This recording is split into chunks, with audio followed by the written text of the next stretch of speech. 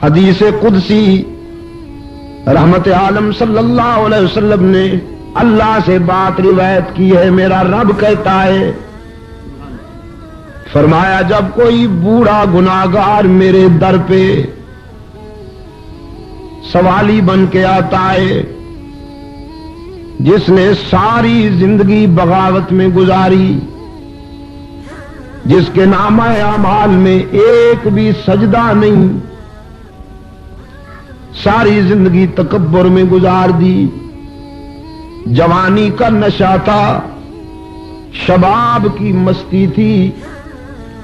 دولت کی ترنگ تھی، برادری اور لیڈری کا غرور تھا، رگوں میں گرم گرم خون دوڑتا تھا، حالات موزوں تھے، اولاد جوان تھی، سوسائٹی اور معاشرے میں سٹیٹس تھا، ایک سٹینڈرڈ تھا، مقام تھا، کبھی بھی اللہ کے حضور سجدہ ریز نہیں ہوا. لیکن اب زندگی کی شام ہو گئی، آنکھوں سے بینائی چلی گئی، کانوں سے سنوائی چلی گئی، زبان سے گویائی چلی گئی، دماغ شل ہو گیا، کمر جھک گئی، ہاتھ لرزنے لگے، پاؤں کانپنے لگے، لوگوں نے بھی نظریں پھیر لیں، اولاد بھی پرواز کر گئی، جیب بھی خالی ہو گئی. اب رات کی تنہائی میں مایوسی کے عالم میں ساری دنیا سے کٹ کر یہ بوڑھا گناہگار رب العالمین کی بارگاہ میں آیا ہے.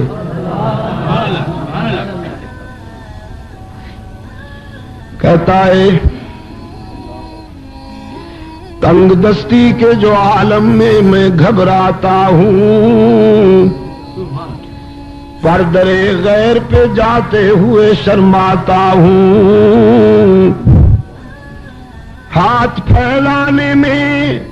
محتاج کو غیرت کیسی، شرم اتنی ہے کہ بندہ تیرا کہلاتا ہوں. الہ العالمین اس قابل تو نہیں ہوں کہ تیرے سامنے ہاتھ پھیلاؤں، دامن میں ایک بھی خوبی نہیں، لیکن الہ العالمین تجھ سے نہ مانگوں تو کس سے مانگوں، اپنے سوا کوئی در بھی تو بتانا جہاں جا کے آنسو بہاؤں. فرمایا میرے محبوب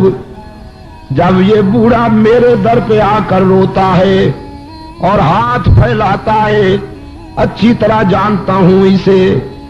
بہت اچھی طرح جانتا ہوں، لیکن آج اسے مایوس واپس کر دوں، آج اسے خالی ہاتھ لوٹا دوں، میری رحمت گوارا نہیں کرتی. مجھے اس کے سفید بالوں سے حیا آ جاتی ہے. کوئی بگڑا ہوا نافرمان بیٹا سالہ سال کے بعد جب گھر لوٹ آئے، جدائی کا مارا ہوا باپ اپنے نافرمان بیٹے پر اتنا جلدی راضی نہیں ہوتا جتنا رب العالمین اپنے گناہگار بندے پہ جلدی راضی ہو جاتا ہے. الرحمن الرحیم دیتا بھی سب کو ہے اور دیتا بھی ناراض ہو کر نہیں، پیار کے ساتھ ہے، شفقت کے ساتھ عطا کرتا ہے. اب تیسرا جملہ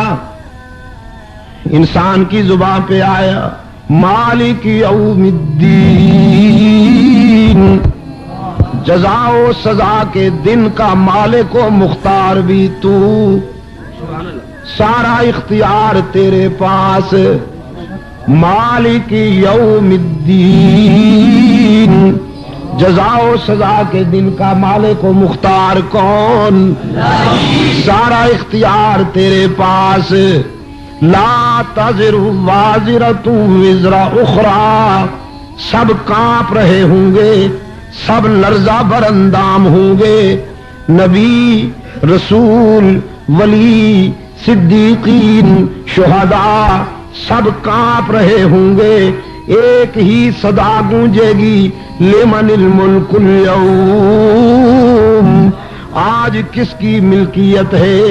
آج کس کی حاکمیت ہے، آج کس کی بادشاہی ہے۔ کوئی لب کشائی کی جرات نہیں کر سکے گا اس کے سامنے، بس ایک ہوگا جو زارو قطار آنسو کی برسات میں سجدہ ریز ہوگا۔ رب العالمین دیکھیں گے میرا محبوب رو رہا ہے، فرمائیں گے محبوبم ارفع راسکا، اب تیرے آنسو دیکھے نہیں جاتے، اب تیری عاجزی دیکھی نہیں جاتی، اب تیری تواضع دیکھی نہیں جاتی، اب تیری بے قراری دیکھی نہیں جاتی۔ روتا کیوں ہے میرے محبوب؟ تو تو انبیاء کا امام ہے، تو تو رسولوں کا مقتدا ہے، تو تو صدیقین کا مقتدا ہے، تو تو شہداء کا مقتدا ہے، روتا کیوں ہے میرے معبود؟ رحمت للعالمین فرمائیں گے میرے معبود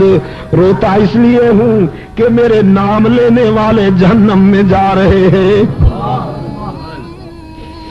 میرے نام لیوا جہنم میں جا رہے ہیں، ان کی زبان پہ میری نسبت ہے، میرا نام ہے، میں کیسے گوارا کر لوں کہ انہیں جہنم میں جانے دوں اور خوش رہوں؟ رب العالمین فرمائیں گے ارفع راسکا، میرے محبوب سر اٹھاؤ، سل تو ہوتا پھر مانگو نا، تجھ سے بہتر مانگنے والا کوئی نہیں، مجھ سے بہتر دینے والا کوئی نہیں، تو مانگتا جا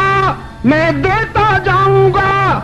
تجھ سے بہتر سوالی کوئی نہیں، مجھ سے بہتر دینے والا کوئی نہیں۔ پشاور والوں آنسو بھی منظور، سجدہ بھی منظور، عاجزی بھی منظور، تواضع بھی منظور، لیکن فرمایا سل آپ مانگیے داتا میں خود رہوں گا، یہ نہیں فرمایا کہ سر اٹھاؤ جو جی میں آئے کر دو، جس کو چاہو جہنم میں ڈال دو، جس کو چاہو جنت میں ڈال دو، نہیں، فرمایا تیرا سجدہ بھی منظور، تیرے آنسو بھی منظور، لیکن اختیار میرے اپنے پاس ہوگا، تو مانگ، تجھے مانگنا اچھا لگتا ہے میں دوں، مجھے دینا اچھا لگتا ہے، مانگنا تیرا منصب، دینا میرا منصب، اختیار میرے اپنے پاس ہوگا، جسے چاہوں گا بخش دوں گا، اور جسے میں نہ بخشوں پیغمبر بھی معافی مانگے تو معاف نہیں کرتا۔